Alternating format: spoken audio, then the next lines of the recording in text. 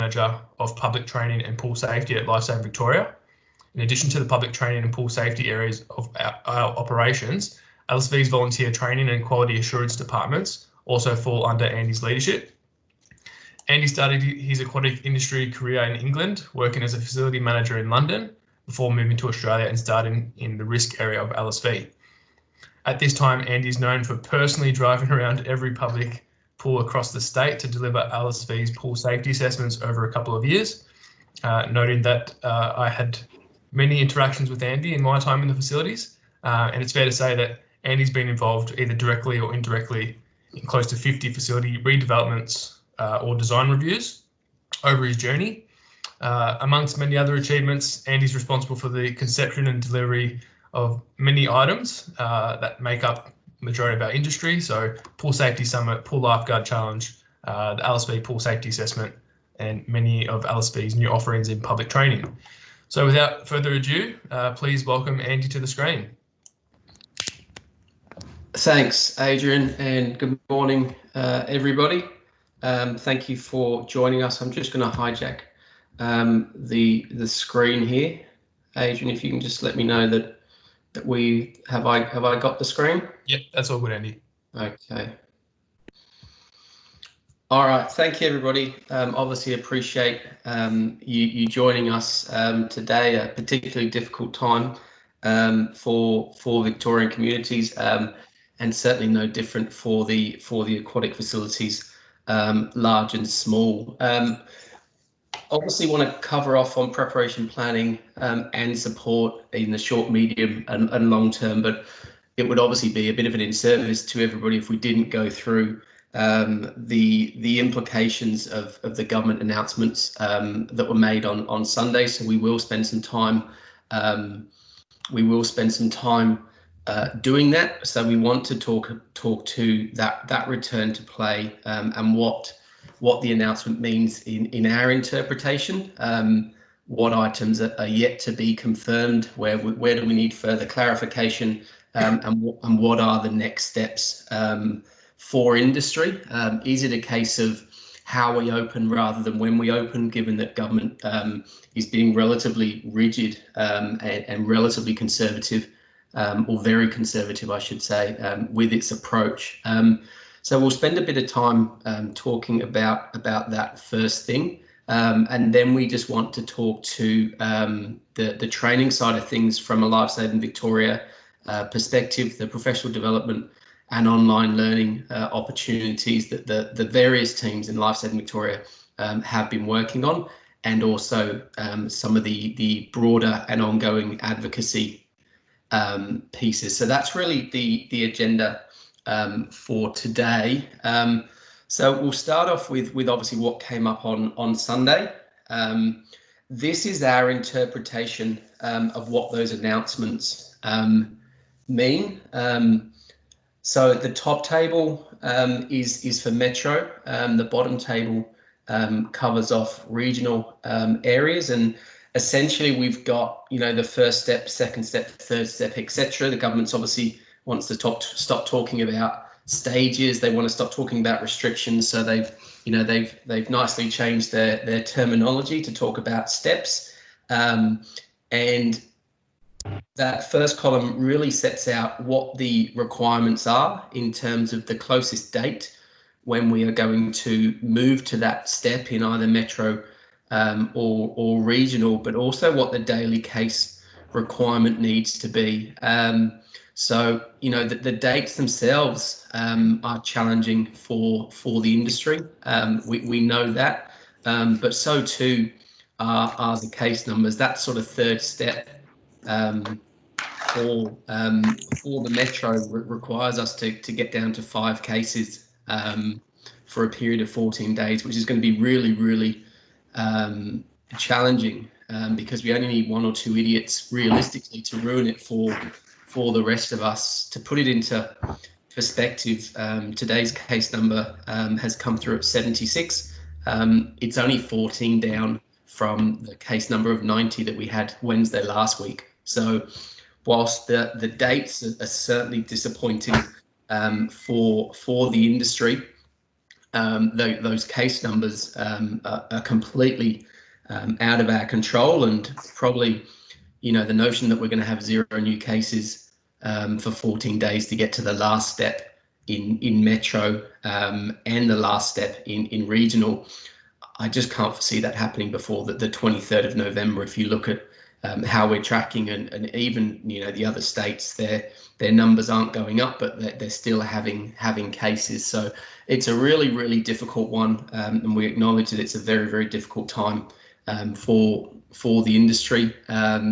We're stuck in this with you. We've got trainers that want to get out and train. We've got assessors that want to get out and assess, and in the other areas, in our people team, in our education and swimming and water safety team, you know, we've got staff that are, you know, they're sort of stuck at home as well. So, you know, we know what everybody's going through. It's really difficult, and it's really a case of where to from here. Probably just worth highlighting that the third step in both the metro and regional plans, whereby if you read the How to Live plan, it implies that the indoor pools are closed from that 26th of October period. If you read the How to Work plan, it implies that indoor facilities can open. So we will go back and try and clarify that from government, but as you can imagine, getting information from government and getting to the right person is particularly difficult. So this is our takeaway from what was announced on Sunday, and whilst we were, you know, really disappointed with what it means for industry, this sort of gives us an idea of government's approach and government's thinking in terms of how they're going to take this on moving forward, in terms of, one, trying to get the economy back up and running very slowly, if this is, you know, if you actually sort of read between any lines, but also to avoid that third wave, which from a government perspective would be absolutely a disaster. We do have a newsletter coming out today, which will include this same table, and I'll make the assumption that this presentation will be made available should anybody need this, or if anybody's sort of not quite certain where their facility fits in with the announcements on Sunday. So it's really just a case of, you know, what's next? Where do we go from here? Noting that we haven't had we haven't got the information and advice. The first piece to note is the difference between advocacy and lobbying. Advocacy is about information and education. Lobbying is really just sort of trying to force government's hand. Lobbying is not going to work. We've seen that, and other and far bigger and stronger unions have tried to lobby. So we really need to look at it from an advocacy perspective, information and education rather than anything, and just acknowledging LSV's role in providing water safety advice to both industry and government. We'll continue to try and play our role as best as possible as we move forward. Probably more broadly, it's worth noting that we need to get to the right people, and it needs to be based on risk management and research, not what we want, not what we would like. That simply isn't going to work. That's what people have tried to date, and unfortunately we haven't had cut through. And again, it's worth noting that it's a very small group of decision makers. We received confirmation yesterday about LSV being able to deliver emergency service training to our members ahead of the season, and that email chain came from the Chief Health Officer directly to the Emergency Management Victoria boss, and then to the CEO. So there's a very small group of people making these decisions.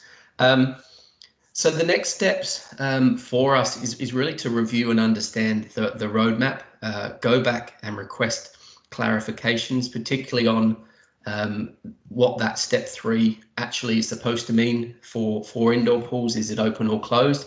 And then in terms of, you know, the outdoor pools reopening and the indoor pools reopening, what does it actually look like? They refer to density quotas and capacities. You know, what are they actually thinking, and is there the opportunity to provide input and advice to those conversations to make sure that when we do open, it's viable for the industry, but it's also safe. Once we've got that information, it then comes down to, industry discussions, industry consultation, and then ideally putting a response or recommendation back to government. And as I mentioned previously, it's really about how we open, I think, now rather than when we open. I cannot foresee government going back on the decisions that they've made at this stage.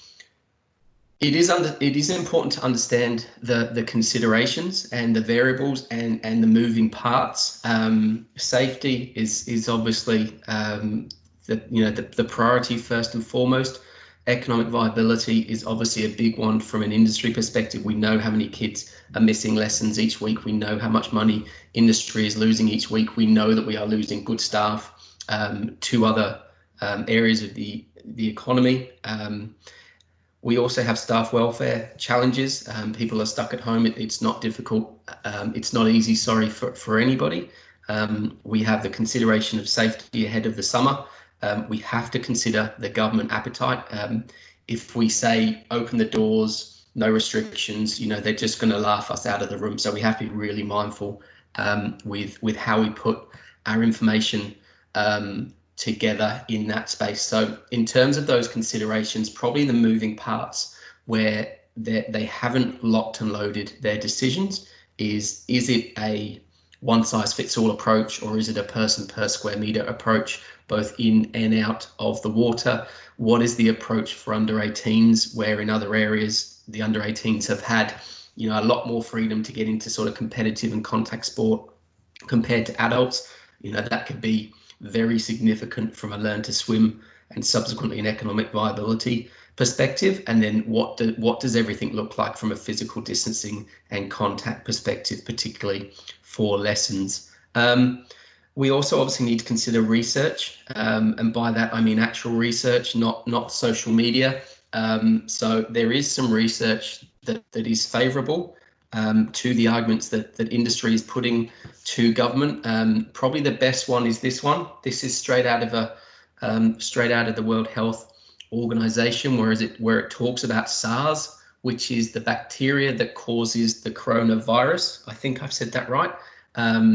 It talks about the risk of transmission in swimming pools being very low.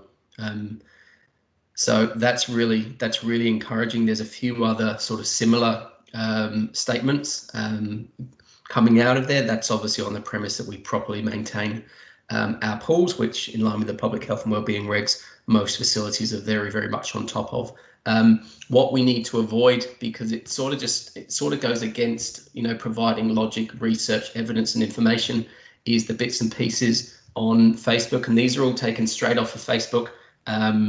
All those sorts of things. So you can't get COVID-19 in a pool. Pools are safe. Chlorine kills coronavirus.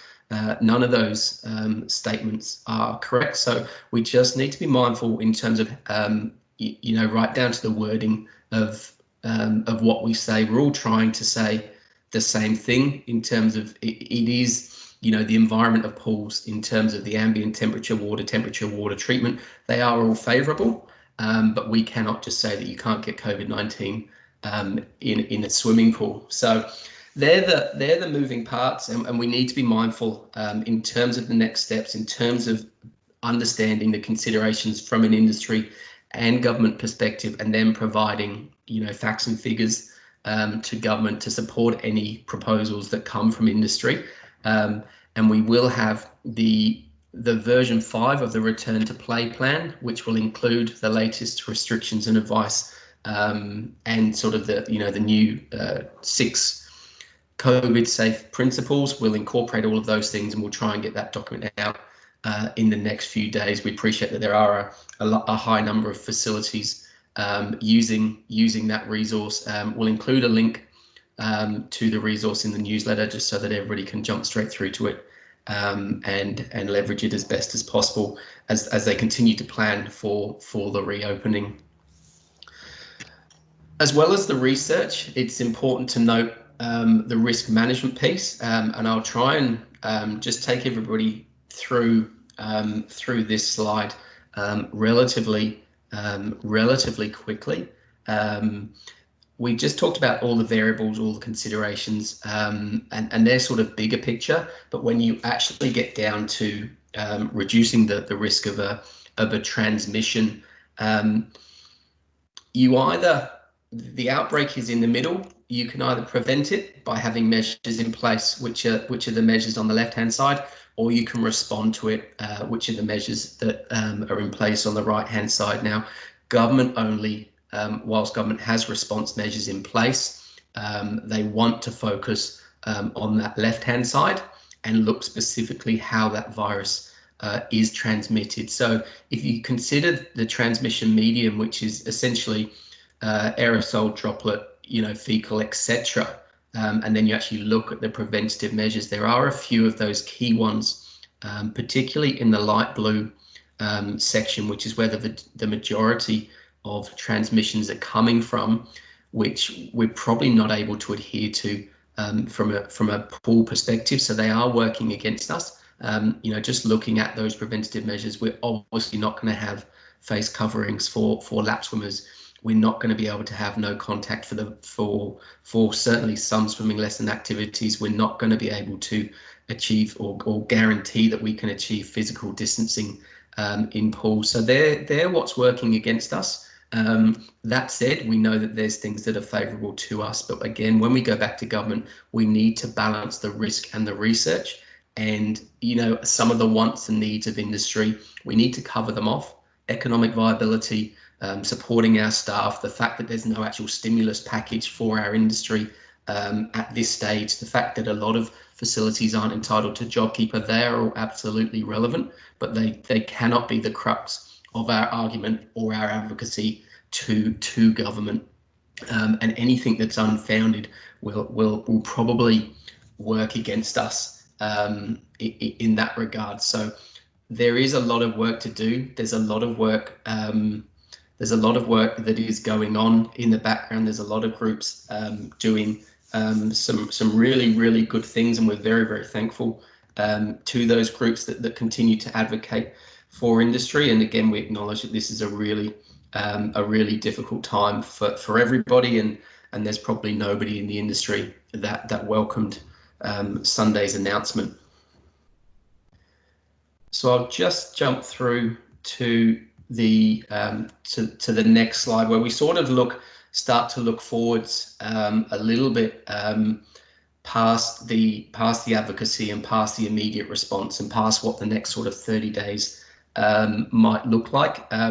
We tried to focus our efforts, one, in obviously supporting the advocacy and finding the research and those sorts of things, but we've also tried to make sure that our teams are looking to the medium and long term, and we'd certainly encourage pools to do the same. Now is the time to, get your risk assessments right, get your safe work method statements right, get all of those things in order for your reopening. All the things that you've not had time to do when we were in a business as usual, and the idea of obviously all of the projects that the teams across LSV are working on are really just to make life easier and support the industry. Probably the first one is, again, it's one that we will communicate out more broadly in a newsletter coming out this afternoon, is about the pool lifeguard extension.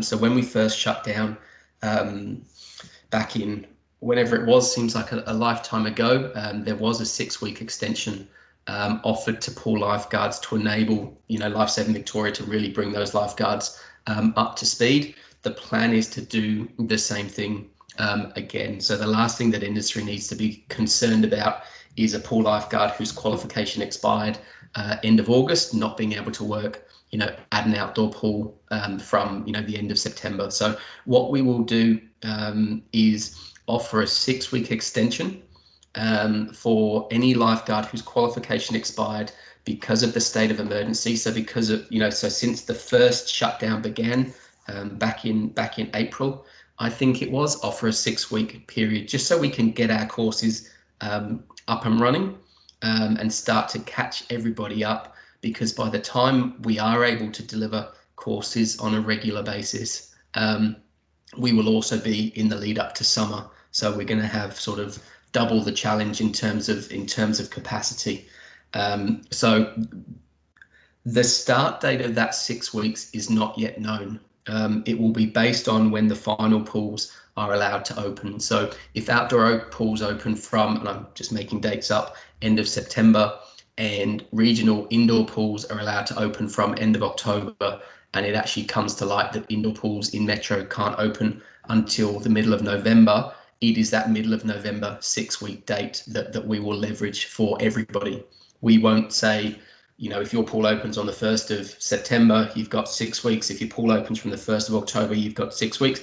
It will be a one size fits all minimum 6-week period, because hopefully the outdoor pools will start to open. And we're in Mooney, I'm in Mooney Valley or Mooney Ponds, and then we actually got some correspondence last night that they're looking to open the Queen's Park outdoor pool sooner than they would usually do. So it'll be interesting to see who does open and who doesn't open. It's obviously going to be relatively expensive to open an outdoor pool in sort of September or October, but the councils sort of, it'll be interesting to see where they go with that. So we will look to deliver courses as soon as we are able to, in line with our risk assessments and our safety management plan. But this is really just a message to say you don't need to worry at this point about your pool lifeguard, about any pool lifeguard qualifications expiring. That is not a concern that industry should have. We have enough challenges to work through at this point. For pool lifeguards, that extension will include their CPR. For staff that work in other areas, for example, if it's a requirement for your customer service staff to have a CPR qualification, that CPR will not be. We are not able to extend that. That's not something that LSV is able to do. And it's worth noting that CPR and first aid courses are available from LSV, but also from a range of other providers, your St John's and your Red Cross. Being two examples. So for staff that aren't pool lifeguards, would certainly encourage them to, you know, go on and get those qualifications updated if they're in a position to do so. Aquatic technical operator course, traditionally a 3-day course. We're just finalising a blended version of that course so we can reduce the time commitment to 2 days and some online learning. The thinking behind that was that the HO course is essentially now a mandatory course for all facilities because of the public health and wellbeing regs. So we want to make sure that the impact of people having to do that course is as little as possible. And the industry has taken to online learning through pool lifeguard and first aid very, very quickly and very, very well. So we hope that will make that course that little bit cheaper, that little bit easier to do. In terms of swim teacher, we'll obviously deliver the LSV swim teacher course again as soon as we're able to. We are again just wrapping up the development of a blended version of that course. So it will be 1 day face-to-face plus online learning. And we are just finalising the 2 extension courses. So the teacher of infant and toddler and teacher of participant with a disability will all be courses that we'll all be looking to deliver as soon as we're able to. We've also brought forward the Cert 3 Aquatic and Community Rec development, which is essentially a course that we're looking at developing for duty managers and aquatic supervisors, which we've been talking about with the Platinum Pool Steering Committee for a number of years now. So a lot of work going in to make sure that when we get back up and running, the training is high quality, it is flexible, and it can continue to be affordable and hopefully industry leading. And we welcome any feedback that anybody has on how we can further develop our training. Jumping through to professional development, I probably don't need to talk about the AFAR series. We are all sat here today, and I thank you for your continued commitment to this. But I also just want to flag the LSV Female Leadership Network, the LSV Blue Connections forums. Again, there's a newsletter coming out today which will provide all the information you need on these PDs, where you can get further information, where you can book, and what the next sessions look like. But certainly for yourselves, for your staff, definitely worth making sure that people are staying in the loop and staying connected as best as possible. And we're also working towards our Pool Safety Summit this year being a virtual event, and if we and I think it's safe to say that we can pencil in October 30th is the date that we're looking at doing that event. It's my understanding that event is going to go across, probably be broader than previous events. It will be done in partnership with a number of other areas at Lifesaving Victoria, so we can cover more content. And my understanding is that's going to be a free event, so we certainly encourage you all to book. I think it's available to book. It will again be the information will all be in that newsletter, and we encourage you to forward it to all of your staff to make sure that everybody gets involved and can learn from everything that's going to be covered off in that session. In terms of e-learning, there's Watch Around Water. Online learning is completed and available. Cultural competency online learning, courtesy of the team at Rural Lifesaving New South Wales, is online and available. Conflict management online learning, courtesy of the team at Rural Lifesaving, is online and available. And we are currently working on the next e-learning programs, which will be covering off on SwimSafe, emergency planning, warden training and supervision planning, which will all then feed into that duty manager course. So there's a lot of things coming. There's a lot of training that will be free. And obviously for all other training, we'll keep those prices as low as we're able to. Just wrapping up and sort of jumping back to the advocacy piece. We have started working in partnership with the team at ARV in developing the content for the 2019-2020 State of the Sector. We have finalised the content for the Safer Public Pools Code of Practice, which has very, very minimal changes. So sort of no action necessary for everybody other than to know that that document exists, sits on the LSV website. And you should certainly be across the content more broadly, but again, there's very, very minimal changes, just updating it in line with regulations and codes and GSPO changes. We do have 3 task forces that have been developed for projects that as an industry we've not quite managed to resolve, but have been raised sort of time and time again over the years. So we put our hand up and we're going to try and see if we can make some ground on these projects. The first project is rejuvenating regional public pools. How can we get these 1956 Olympic facilities brought up to modern day standards and make sure that they're essentially better community assets, particularly in those regional areas where we face a number of challenges. There's a project or a task force starting to look at reciprocal access. So is there the opportunity to have reciprocal access into multiple facilities? We're starting to look at what models are available and what we could do to try to make sure that the industry is in a better position to compete with, some of the other providers, in particular, sort of the 24-hour gyms, just by offering, more flexibility and a really simple model will be the key for that one getting legs, and hopefully us being able to push that through into the future.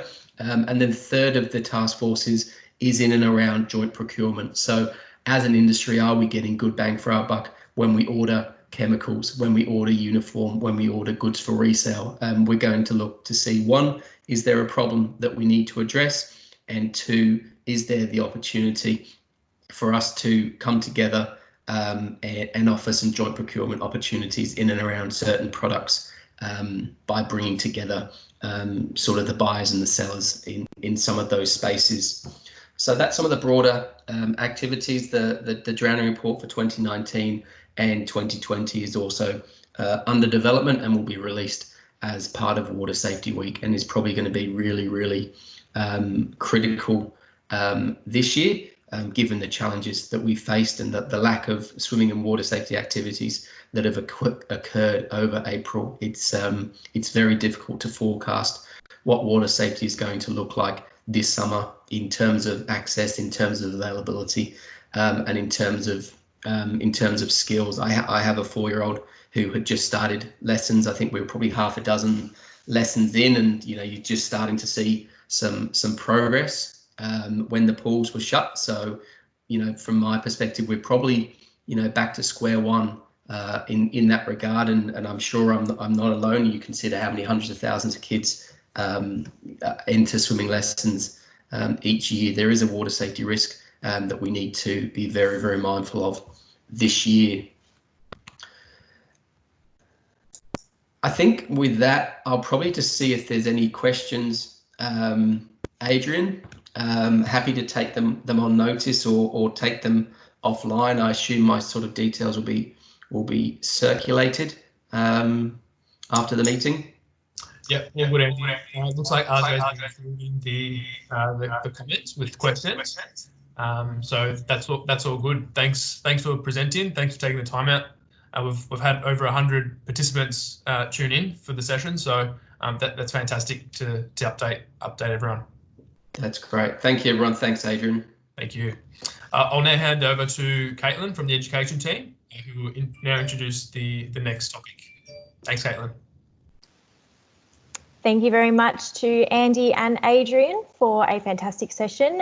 Thank you for showing us where to from here and the steps that we're currently taking to move us forward in this industry. I'd just like to confirm that you can see and hear me. All good, Caitlin. Yep. Fantastic. Thank you very much. So welcome, everyone. I will just begin by sharing my screen for you all. And here we go. So welcome to our swimming and water safety education session. Today we will be discussing the National Swimming and Water Safety Framework. As we shared during our last session, the new national framework was released last month. So very exciting to be having a look at that, and hopefully you've had the chance to read through some documents, read through the framework itself and have a look at those supporting documents that are there for us.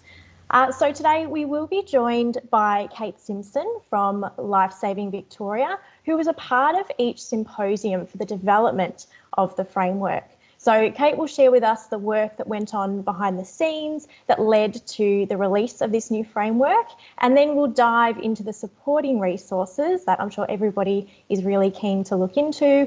And we will be joined by Jen Howgate from Lifesaving Victoria as well, who will explain how to practically apply this framework to your setting. So a really insightful session. Hopefully you can take away a lot of things from this session as well, especially being able to see how this framework and the supporting documents relate to you, your programs and your setting as well. So for a more detailed session which outlines the development and research behind the framework, we do encourage you to watch the AFAR session where we were joined by Craig Roberts from Royal Lifesaving Society Australia. That was presented back in May, and that can be accessed via our AFAR webpage under archived sessions. So we will put a link to that webpage in the chat for you now, and you can have a look at that in your own time. So just a little bit of housekeeping before we continue. For those who have just joined us, welcome. And please do make sure that your microphones remain muted throughout the session. Also, please make sure that your camera stays off. That just allows for anything that we have to share with you all to stream through nice and clearly. If you do have any questions at any time, please do write them in the chat as soon as they come to your mind, and we can address those at the end of the session. We also encourage you to share in the chat bar where you're from, where you're joining us from, your industry and those sorts of things. We love to see where we're getting people from around Victoria and even around Australia as well. So please do pop that in the chat, say hello, and we can say hello back as well. Just a reminder that this webinar will be recorded. That is why we do ask you to keep your cameras off and your microphones muted as well. So if you would like to rewatch this session or share it with other people in your workplace, this can be accessed on the AFAR webpage shortly. Okay, so I would like to welcome our presenters today. As I acknowledged before, we have Kate Simpson, who is the General Manager of Education and Sport from Lifesaving Victoria. We'll also be joined by Jennifer Howgate, who is the Coordinator of Aquatic Education Services at Lifesaving Victoria, And of course, we have our swimming and water safety team in the chat for you during this whole session as well to answer your questions and say hello. So to start with today, I would like to share with you, we did watch this in our last session, which you may remember. This is a great little introduction video to the framework, and it really dives into the research that went on behind the scenes to look into how and why this framework was developed. So we'll have a quick watch of this and then we can go in further into our presentation.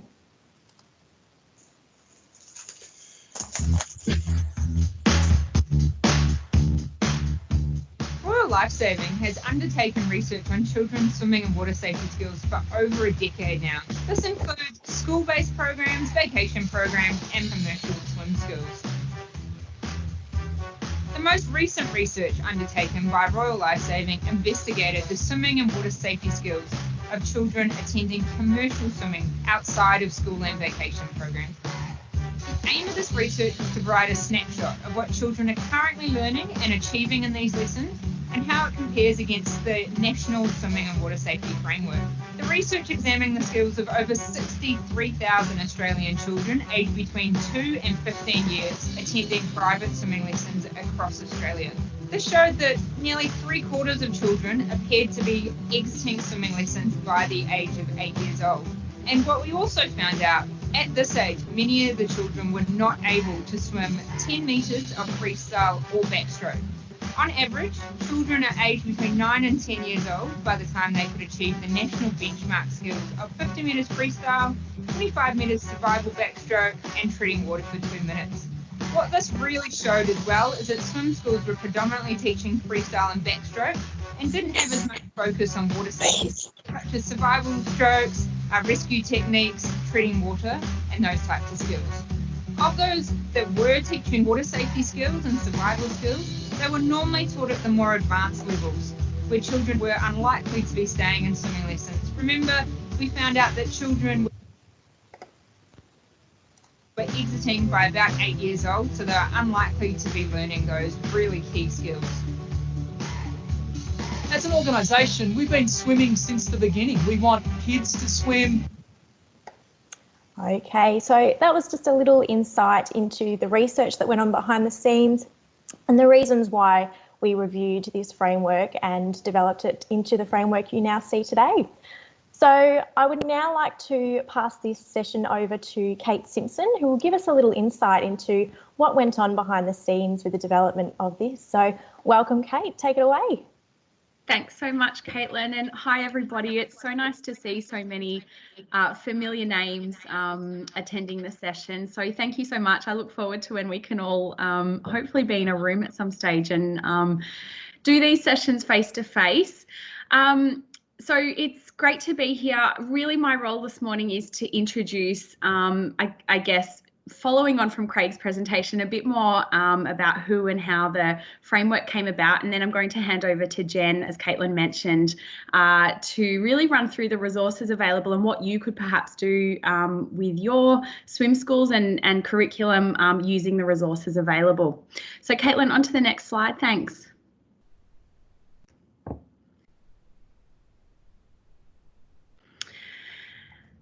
So what I've done is just put together a couple of slides with some background for you. So it feels like a lifetime ago now, especially after the year we've had, but back in April 2017, it was fantastic that Royal Lifesaving pulled together a symposium on swimming and water safety, where they really brought together representatives from across the country and actually over the seas to New Zealand, I believe, where we all got together to really unpack swimming and water safety skills and work through what we could do in terms of industry statements on a number of things. In the room, it was fantastic. Even from a Victorian perspective, we had representatives from our Department of Education, some of the key management groups around like YMCA and Belgravia. We had peak bodies, AusSwim, Surf Lifesaving Australia. We had academics, academics, private operators. So there was a really fantastic range of expertise, I guess, really working through a number of elements of swimming and water safety. So the objective of that first symposium was to facilitate the development and publication of an industry statement on swimming and water safety.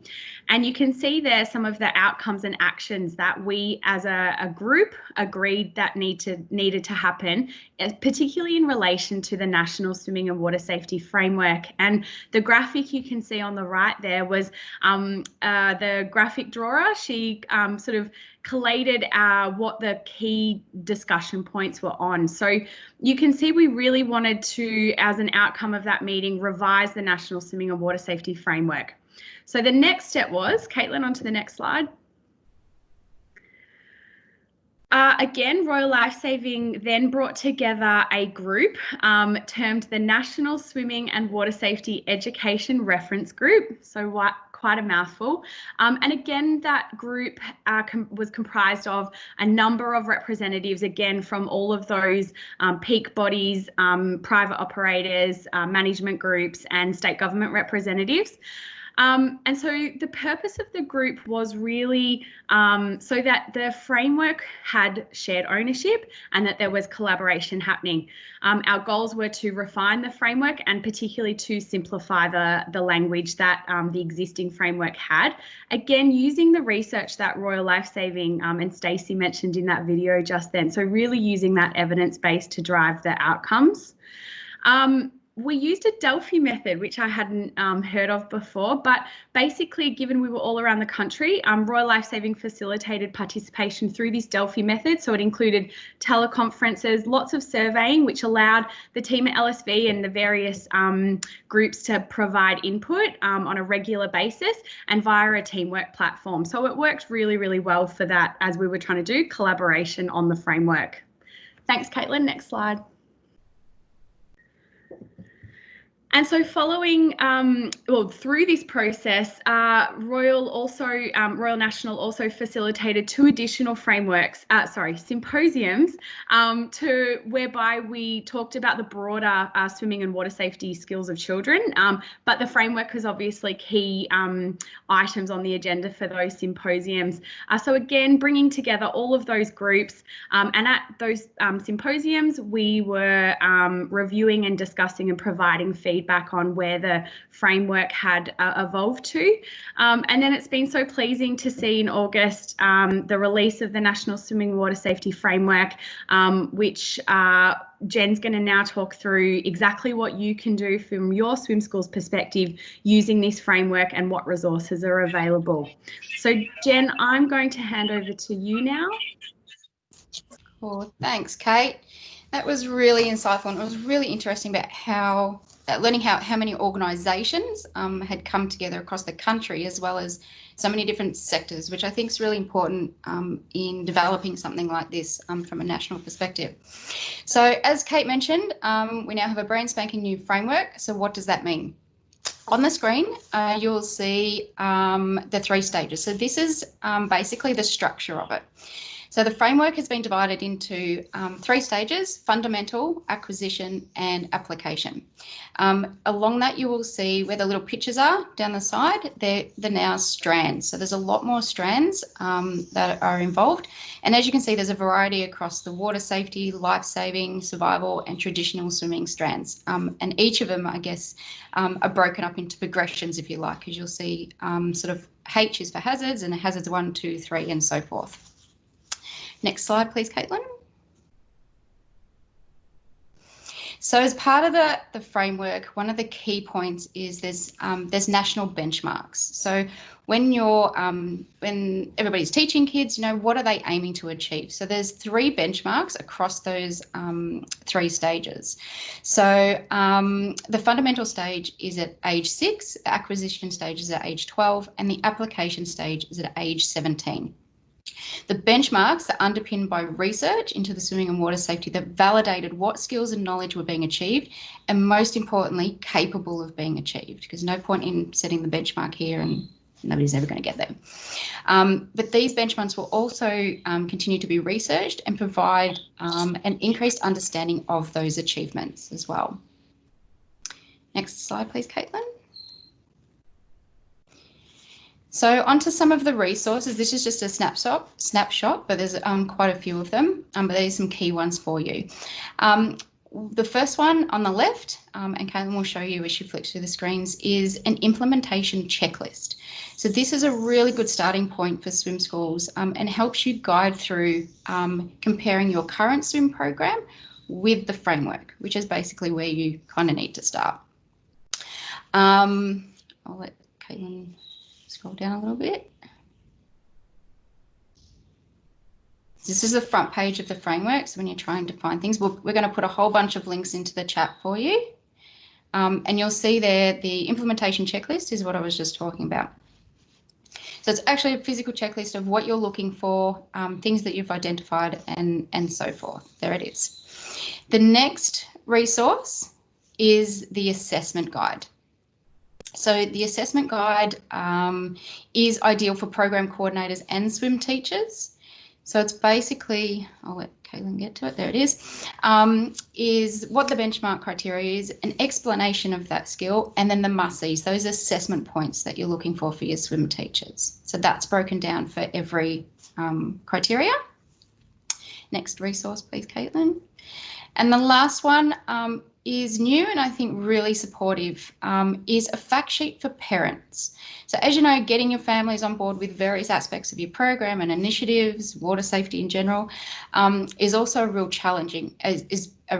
So utilising the support resources like this one can really help you communicate the key messages, support your program delivery, and highlight each child's progress and achievements. So the parent can see what they're turning up to swimming and basically paying you for, and might eliminate some of that water safety, that they sometimes don't like or most likely understand. So it's important for parents and carers to be across what the framework is, as the benchmarks play a role in their child's achievements and assessments. And the team will add a link into the chat for all of those for you. And this is also across the education sector. So schools will be looking towards this sort of stuff as well. Next slide, please, Caitlin.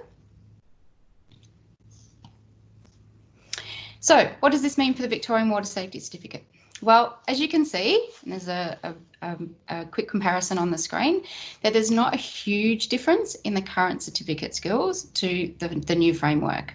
However, back to Kate's point at the beginning, the Education Department have been engaged throughout the symposiums and present, and we've been keeping them across the development and release of the framework. So we're really keen to be as part of our planning, to work on a review of competencies. So until there's an update, don't get excited, continue to assess and award the certificate in its current form. Because it's ultimately it's a Premier certificate as well. He's a wee bit busy at the moment, so that might be down the track. So definitely keep awarding when we are back and running and wet and so forth. The current Victorian Water Safety Certificate, as you have been doing, which is good. Next slide, please, Caitlin. So a little bit of a call to action for you all. So have you read and become familiar with the framework and support resources? Have you conducted a comparison with your current swimming and water safety program's curriculum? Did you identify any differences? Now, there may not be any differences. There might be minor differences and there might be major differences. So that's something you'd be starting to look at and align with your current program. How will you implement this into your current swimming and water safety program? Have you developed a communication plan to inform your families and your staff? And have you considered marketing and promotion of the framework once you've got 1 to 5 generally sorted? So the framework is intended for those that influence the learning and opportunities and experiences for swimming and water safety education. And it guides those responsible for developing, providing and selecting a swimming and water safety program. And ultimately, guys, that's you. So I will leave you with all that information. For those of you who are maybe not as busy as usual, this is probably the perfect time to sit down, have a look at your current curriculum, a current program, your mapping, your pool space, your whole lot, the whole big package, and look at the framework and see what needs to be done and make those implementations and plans before the doors open again. I'll pass back to you, Caitlin. Thank you very much, Jen, for all of that information and for a great presentation. I think, like you said, it's really important now to use the resources that you've shown us today to plan for when we reopen and when we can teach our swimming lessons again. Really good time to be aligning your programs with the new swimming and water safety framework, as it is so up to date now that it's the perfect time for you to be making sure that you're making those connections, not just with stroke development, but also with the water safety side as well, which is what we saw in that video earlier on. So we now have some time for some questions and answers. If you do have any questions, please do pop them in the chat now. We do have a couple of questions that we had thought of previously, and I might ask Kate to answer this one. So Kate, as you've been through the development of this new framework, can you tell us whether there will be a continuous review process? That's a really good question, and I believe that is the intention. And I know for anyone who's seen the draft or consultation draft that Royal Lifesaving put out of the Australian Water Safety Strategy 2030, which seems like a long way away or a long time to plan for, but we do know swimming and water safety is a key focus area of the strategy, and there's some short-term goals, and the short-term goals at the moment are to implement the framework over the next couple of years. And then medium term and long term, absolutely, I believe that's, you know, now with some of the research we have, we've got better access to data. You know, I think that will be high on the priority list to make sure there's a continuous review cycle built in. Fantastic, that's really good to hear, and it will obviously be something at the front of everybody's minds to see how things change and where to from here. So thank you very much, Kate. I might throw to Michelle, who's in the chat at the moment, just to see if there have been any questions pop up yet. Thanks, Caitlin. No other questions just yet, but if anyone does have a question, feel free to pop it in the chat and I'll read it out for the presenters. Absolutely, thanks very much, Michelle. So we do have a couple more things that we can share with you today as well. At any time, please do pop some questions in the chat. We do have about 7 minutes left of our presentation, so we can certainly address those questions that you have. Now, at the current time, you may be thinking, how can we teach swimming and water safety when our students from schools are learning through remote learning? Obviously, they're not able to attend swimming lessons at this current time, but we really do want to keep that focus on how we can prepare them for summer. So they really do need some form of water safety education, as we want to give them the safest opportunities when they are possibly heading to beaches, local waterways or pools over summer, if that's something that will be able to occur this year. So we want them to be prepared in the best way possible. So we've just got a little clip here that we'll show you, and then we'll talk through some possible ways that you can teach that with some resources that we've currently developed. So this is a little bit of a funny video. Maybe don't take this too seriously, but it might lighten the mood a bit.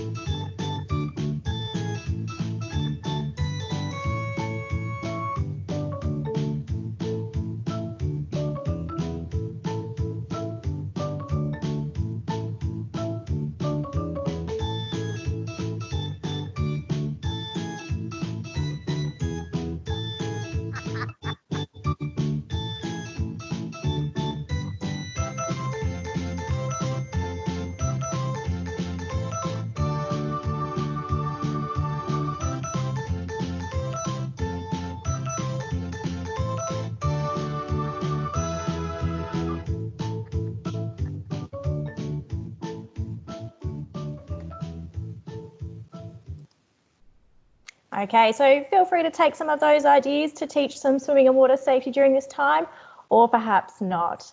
But obviously the key message there was that it is still really important that it is a focus in our education leading up to summer. So thinking about different ways that we can introduce water safety to students while they are currently completing remote learning. One thing that we have developed very recently, which some of you may have seen, are our brain break videos. So these are very short brain break videos. They only go for about 5 minutes at a time. And the purpose of a brain break is to get kids stopping anything that they're doing, maybe in front of the laptop or a screen or anything like that, getting them up and getting them moving just for a quick 5 minute little snapshot of time. And it also combines a water safety message into each video. So they're hearing that water safety message, they're learning about it, they're seeing it on the screen as well. Then they're doing a bit of movement. So it's getting them up away from their usual workload, getting them moving for a short amount of time and giving their brain a little bit of a break while teaching them that key water safety message. So definitely something to check out. We will pop a link in the chat for those brain breaks as well. And they are something very new, nice and short, doesn't need any preparation or planning. It is something that you can share through your socials or via your virtual classrooms as well. So I do believe that we have a question that has popped up in the chat. So I might get Michelle to address that one if that's popped up.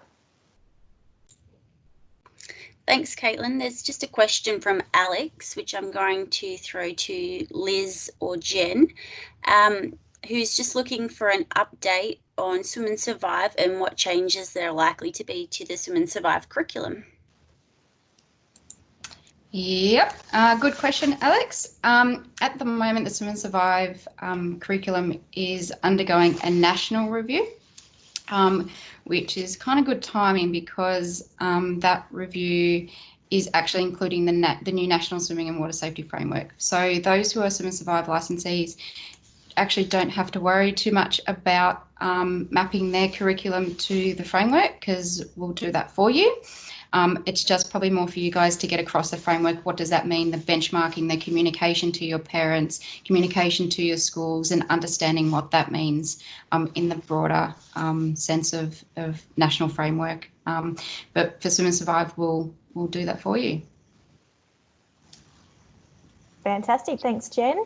And I think we do have another question in the chat, Michelle, regarding some government funding. I might pass that on to Kate. It looks like Kate's happy to answer that question. Thanks, Kate. No worries. Thanks, Teresa. I think more broadly, government and particularly Sport and Recreation Victoria are incredibly mindful from a community sport, and that includes children learning to swim in terms of what that recovery looks like. And there's been lots of discussions around supporting families in terms of access to a range of sports and swimming lessons. So stay tuned. We know Sport and Recreation Victoria are doing a lot. Our Community Sport Minister is incredibly mindful of getting families back to activity and recreation. So fingers crossed we can see some positive outcomes there. Lifesaving Victoria and ARV, who manage the Vic Swim program, we both are incredibly keen to ensure that any access families have to swimming and water safety, whether it be through the Vic Swim program, through swimming lessons, or through lifesaving clubs and the nippers and those sorts of programs, can happen as best as possible. So we will pass on your feedback there to ARV if they're not on the meeting or today's session, to just note your comments. But yeah, we are doing everything we can to advocate, and we will do everything we can to work with all of you leading into summer, because we know with all these kids missing swimming lessons how important and how vital they're going to be. So stay tuned, and fingers crossed we can see some outcomes there. Absolutely. Thank you so much, Kate. Well, that brings us to the end of our swimming and water safety education session. I would like to say a very, very big thank you to Kate Simpson and Jen Howgate for your fantastic presentation and sharing the new framework and its supporting resources with us all. So I would now like to pass it on to Sheila, who will introduce our next speaker. The topic for this session will be influence and manage effective workplace relationships, and we'll be joined by Kathryn Williams from Eltham Leisure Centre. So thank you very much, Sheila, and take it away. Thanks so much, Caitlin, and also Kate, Jen, and of course Andy for some really insightful and timely presentations this morning. If you are just joining us, just a reminder for housekeeping to please keep your mics muted and your cameras off as we are recording this session, and it will be available on the AFAR website for you. So please share these sessions with your teams because we are, all in this together. As Andy mentioned a little earlier, there are a number of PD opportunities available for you. AFAR, Female Leadership Network, Virtual Pool Safety Summit and Blue Connections. I just wanted to include one more there for you. Every Monday at midday, LSV offers a free mental wellbeing lunchtime session. So I'm actually just going to pop that link into the chat line for you. It is a short and sharp session, different topic every Monday, but you are absolutely more than welcome to dial in, and it's just a great way to kick off the week. So another great way to kick off is to introduce the remarkable Kathryn Williams. Kathryn has been working across Nillumbik leisure sites for more than 25 years. She joined Aligned Leisure when it commenced management of the Eltham Leisure Centre in July 2017. Now, prior to this, Kathryn worked across several facilities with the YMCA Victoria for 15 years.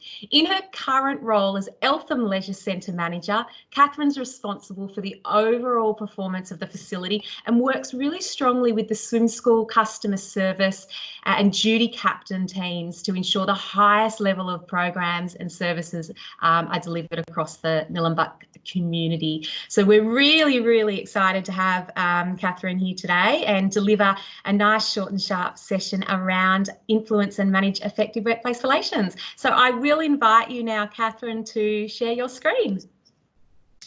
Thanks, Sheila. Won't be a moment. And folks, just while Kath's sorting that side out, if anybody does have any questions for her along the way, please utilise the chat line. And if you don't have access to the chat line, you can email us, which I will remind you all of that after Kathryn's finished. Okay, thanks. And thanks so much for having me. It's such a challenging time at the moment to manage our staff. And please excuse me, as we all are, we're working from home, and I do have my kids walking around making noise in the background, so please excuse that if that comes through. As I said, yeah, it's so challenging at the moment to be effective and continue those workplace relationships with your staff. So it's more important than ever to try and make sure that you can use your time efficiently, but still get the most out of your staff while you're working under these challenging positions. You don't have the face-to-face casual conversations that you normally have. Everything kind of seems to be formal. Everything has to be set up beforehand for meetings. I'd like to start to remember to look after you. You can't look after your staff if your bucket is empty or even half empty. So many things constantly draw from your bucket all the time. Things like your family, your social, or at this time, lack of social outlets, your stress that you have in everyday work life, be that financial, even, trying to keep, eating healthily, trying to get out and do some exercise. And your work also is always pulling from you, and sometimes you don't know which direction you're going in. So it's important to keep constantly filling up your bucket. Okay, you'll need to replenish with things like making sure you make some time to have some exercise, trying to eat healthy the majority of the time. Of course, we can't do that every day, but as I say, it's always important also to indulge a little bit just to keep your bucket full. You might need, that might be, eating your favourite food. It might be binge watching your favourite show, taking some time out, telling people no, I can't do that at this time. That's all okay. If your bucket's full, then you'll be able to be leading your team to the best of your ability. Also remember that you're a role model for your staff. So making time for yourself is being a positive role model for future leaders.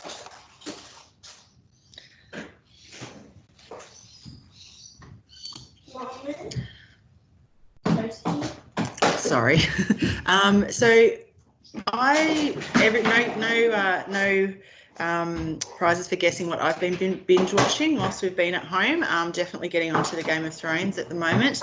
And these two stood out to me at the moment because inclusive leadership is really important. So you can either be a boss over everyone, or the preferred method that I like is being a leader alongside everyone. The big quote that I love here is when Jon Snow tells Ramsay Bolton, "Will your men want to fight for you when they hear you won't fight for them?" So when I take that into my workplace, I think, will my staff want to do a job that I'm not prepared to do myself? No, I wouldn't expect anyone to do anything that I'm not prepared to do myself. Even managers at all managers at Aligned Leisure still do direct service as a portion every week, and they're willing to do whatever needs to be done. Our CEO's even been known to walk into a centre and pick up the vacuum cleaner when he sees that staff are busy working with customers and something else needs attention. The way to do this with your staff, I think it's very important. I've got a little thing here, so it comes up as each, and the E is empowerment. So give staff the conditions and confidence to be able to excel at their role. They can't do that unless you give them those tools to be able to do it. A is for accountability. Everyone is responsible for both positive and negative consequences in their performance, including you. If you make an error, don't be afraid to own it and let your staff know that you own it, because that, once again, you're the role model. If they know that you're willing to recognise and accept your errors and mistakes, then they're more willing to do that as well in their roles. Okay. C is for courage. It takes courage to concede control, be open, transparent, and trust your team. In a way, even though it takes more of your time, it's very easy to micromanage and keep control. If you can let go and trust your team that they can do it, that will empower them to run with it, and then it will ultimately save you a lot of your time, and you'll be able to focus on the bigger picture than worrying about what your team's doing all the time. They'll report back to you, they'll let you know, and you'll catch it if they need it. And if you're trusting your team, absolutely they'll come to you to clarify and get advice. H is for humility. Admit your mistakes and ask for help. Inclusive leaders don't pretend to know everything, and reaching out to your team doesn't show weakness. It shows diversity, which helps with innovation and staff engagement. Many heads have different ideas, and when they come together and you can come to your team and say, "Hey, I don't have the answer for this. What do you think I should do?" We all learn more. Okay. The next step that I'd like to talk about is demotivators. Very, very often as you're looking out for your staff and you're finding they're not performing, you've got to sort of figure out why are they not performing, what's demotivating them, okay? Sometimes they might be psychological. So they might be that they're bored in their role. Someone who's been in a role for a while but hasn't progressed, you've got to think, why aren't they progressing and what can I do to help them? Perceived unfairness. Are they being constantly looked over, or is that something that we can help them with as well to find out why they're being looked over, what they need to work on to improve their performance so that next time they won't be looked over? Recognition. Are we recognising them not only in a formal manner? Kath, just to let you know, you've just popped onto mute. Oh. Sorry, is that coming through now? No, Oh, beautiful. Yep. Yep. Back Yep. now. Yep. Great. Thank you. Okay. So where did I fall out? I'll just continue on from here. So do they have a lack of confidence? Are they in a role that they feel that they need to be upskilled? What can you do to help them increase their confidence in their role and continue to grow? They might be a physical demotivator. Have a look at your buildings, your office spaces. Is there something there that's stopping them? Are they isolated? Are they needing to have a different workspace? Do they have the proper equipment that they need to do their role? Or is noise interrupting their role and their performance because they're constantly being interrupted? These are all things that we need to look at when staff aren't performing the way that you want them to. Removing these demotivators, it can be a hard job. It could be some simple things. The easiest way to do that is by exploring what options there are to alleviate these demotivators. Make sure you ask your staff. Once you've identified them, working with them is always the better way. You don't need to go in and fix it for them. Collaboration is the key to success here. Plan. Seeing a plan helps motivation. Everybody loves ticking a box. It makes such a satisfactory sense of achievement, just ticking that off the to-do list. Actually, seeing a plan helps with motivation. And remember to work through things together. Teamwork, if a step together, if a step fails, go back together and start again and reassess the situation. We also need to recognise and manage individuals who are a negative influence on your team. Unfortunately, sometimes there are people who are not the right fit and are a negative influence.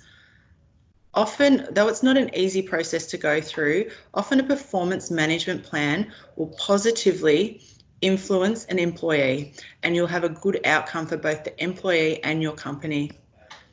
A good point here is to remember when you're recruiting to recruit on talent, not skill. A skill can be learnt. Talent is the natural ability to lead a team or be a part of a team that is inclusive. My last step that I want to talk about is, of course, communication, and especially in this you know, we're now in a virtual environment.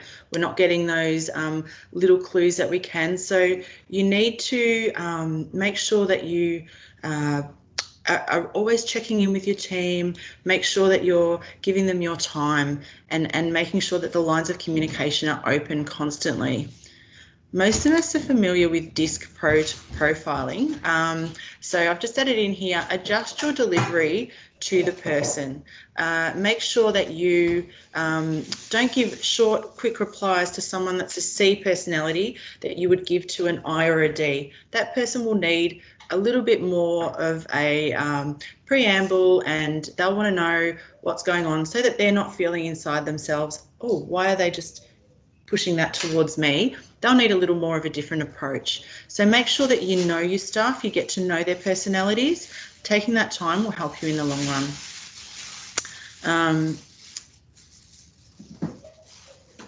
That's pretty much why you get paid more, is because you need to be able to effectively communicate with your team and understand the best way to do it. Give them the gift of time. Budgets can wait. Face-to-face meetings are way more important. So that's why you, as I said, you get paid more. You can do those budgets at another time. If a staff member needs you, please take the time, shut your laptop, put down, give them the face-to-face, or at the moment, Zoom to Zoom, or, you know, a virtual meeting.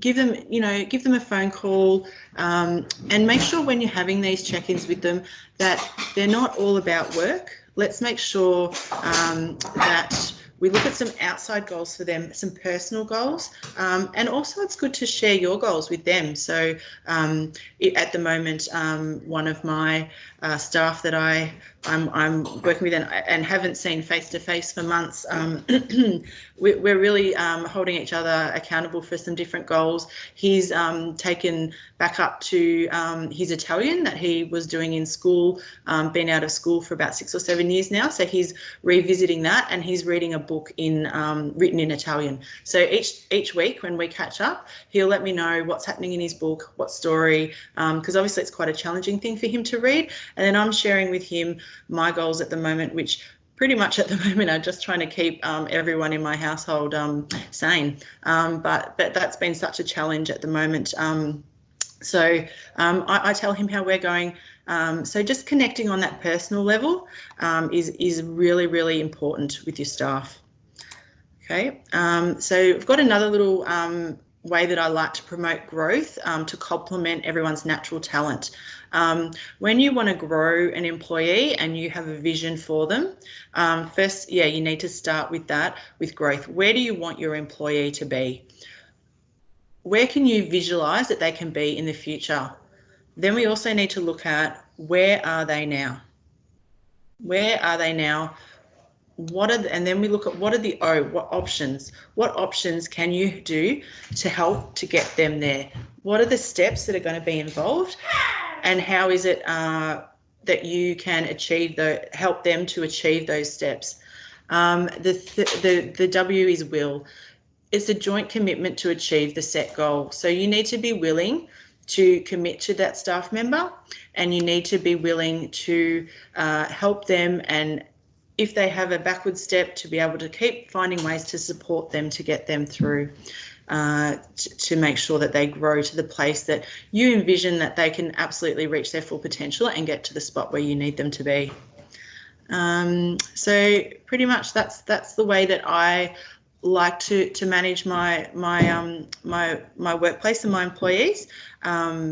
If there is anything, sorry, I can't see the chat at the moment while I'm presenting, but if there's any questions, I'd be more than happy to answer them at the moment.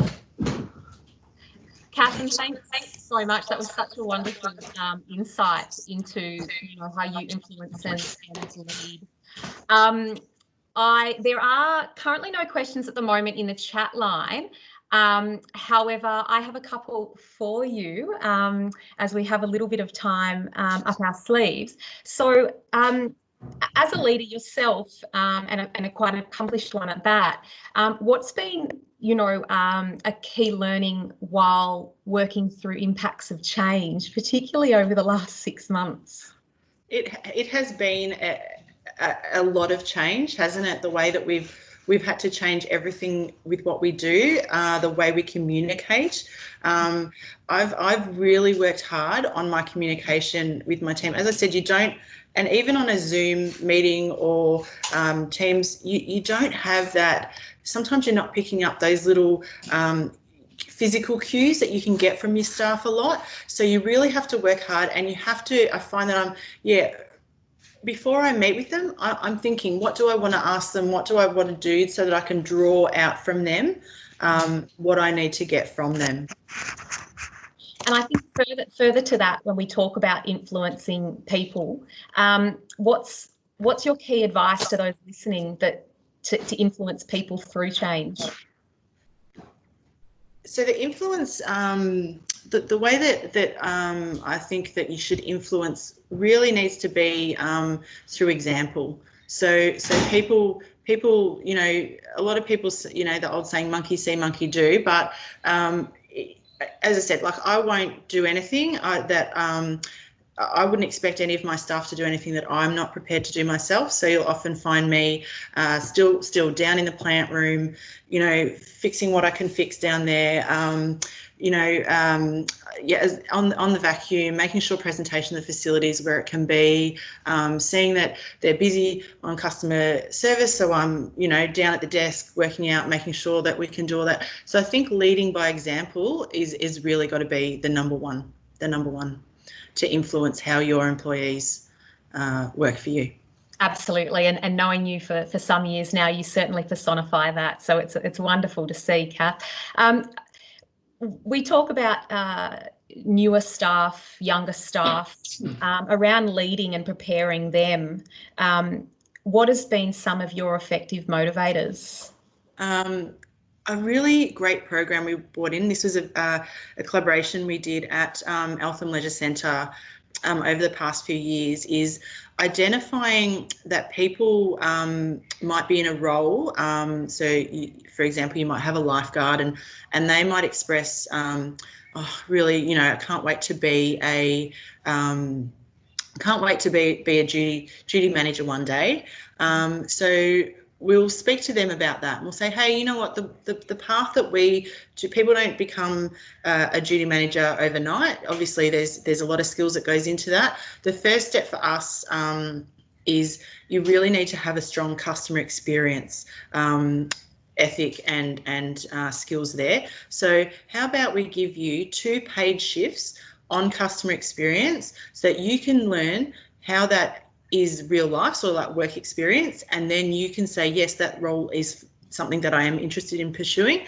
And then, so we call it our progression through the workplace. So then we offer, and so then we did have a lifeguard that said, you know what, I'm really interested in working in the gym.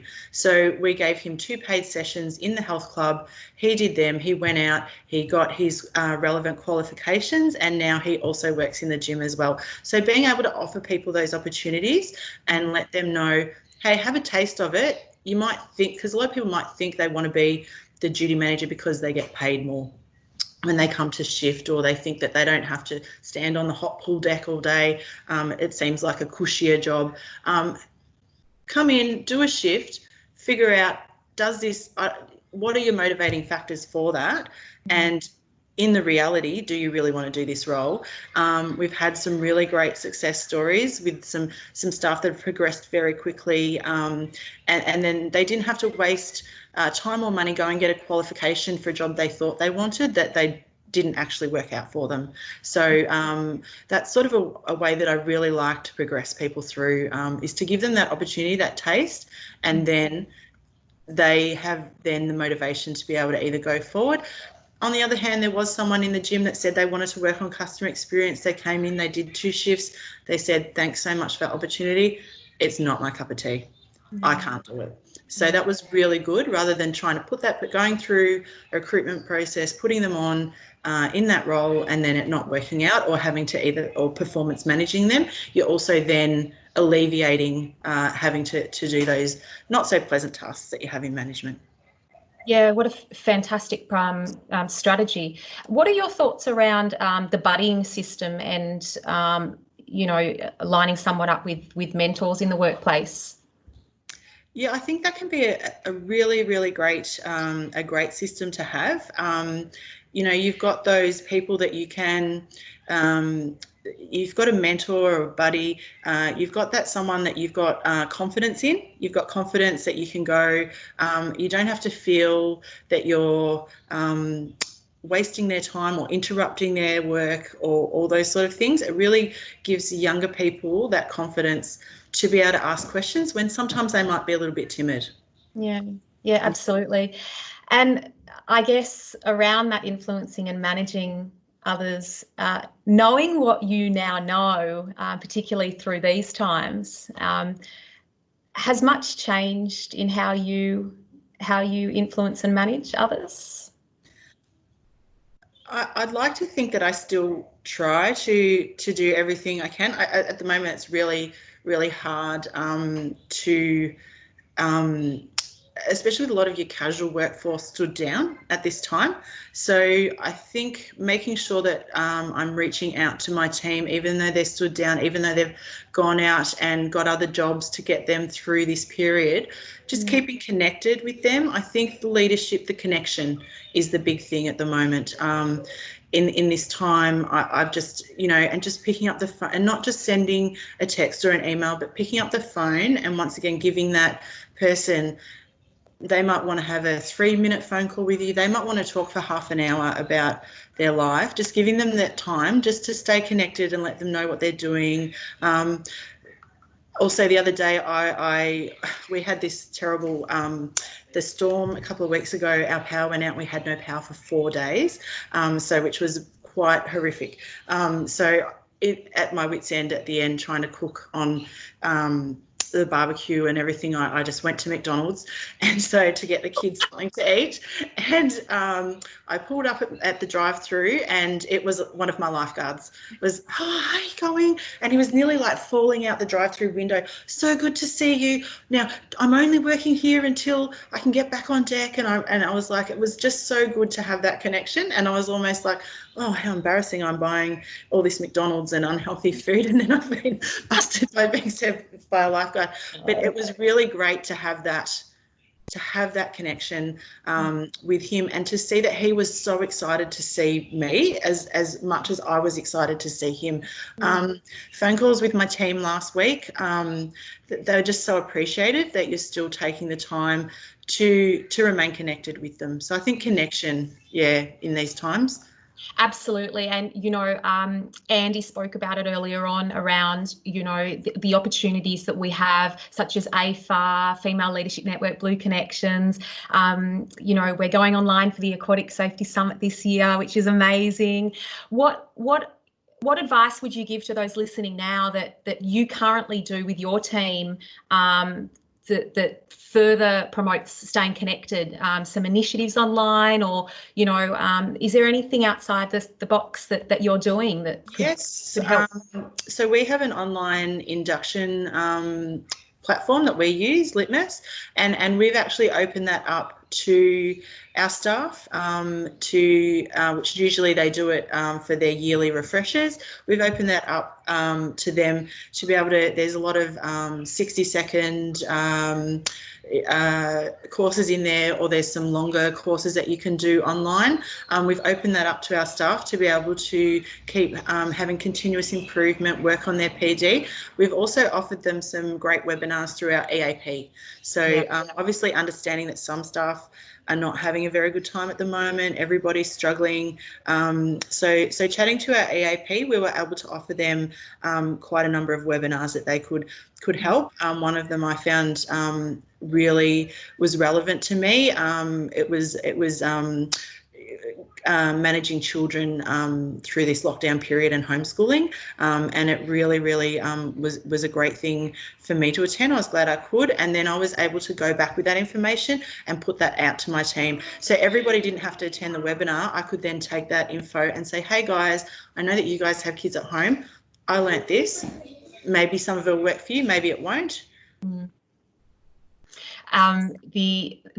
There is so much available online, and we're all so aware of it. But, I've got to say, having facilitated over the last 6 months online only, and being such a face-to-face person myself, that this is one of the most positive things coming out of this period, from a connection piece and also an influence and an education piece as well. Just look at all the stuff that all the facilities are actually doing at the moment within their own little scopes and communities. And, there's I think it's something that we're going to keep continuing when we return to that new normal and we return back to face, keeping that blended option, because that reaches so much more, isn't it?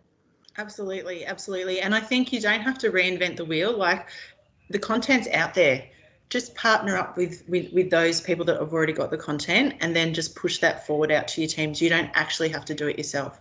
Yeah, absolutely. Look, I have to ask this question from Adrian, which I think's a ripper, and he actually loves asking this anyway. What is some advice you would give to yourself 25 years ago? 25 years ago. I think the advice that I would give to myself would be, you don't have to know what you want to be. Like, that is going to change. So don't worry if you don't know what direction you're going in at the moment. Have a look, at me. I started at Eltham, as we said, all those years ago, and it was in the kiosk. It was stocking the chips and selling the icy poles, and then, just progression through. Like, I didn't know at that time. I thought I was just going to, I didn't do any go straight to uni after school, so I didn't really have that, this is what I want to be when I grow up. So going through all the different jobs, and just opportunities will arise at the right time. Don't worry if you're not getting something that you want at the moment. There's a reason for it, and that will come to fruition at the right time for you. Beautifully answered. And time management's absolute key. Spot on 11:30. Thank you so much, Kathryn. Could everyone please help me thank Kathryn in the chat line just while I share the screen, just to wrap up this session for today. As we have ahead, please pop these dates into your diary. Wednesday, the 14th of October is our next AFAR ahead. We have some ripper presentations ahead for you. As a reminder, these sessions are recorded and will be popped onto the AFAR webpage. And as a reminder, just popping it in the line for you, that is the webpage. And of course, if you need any support, you have any questions, or you missed out on something today, don't hesitate to email the team. They're so open and are available to answer any questions or queries.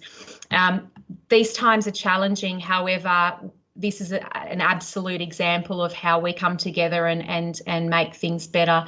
Thanks so much for not only attending today, but investing in yourselves and your teams. You're absolutely remarkable, and you inspire us back here at LSV. So as I said, reach out if you need, and see you all online again very, very soon. Thank you so much to all our speakers today. Take care.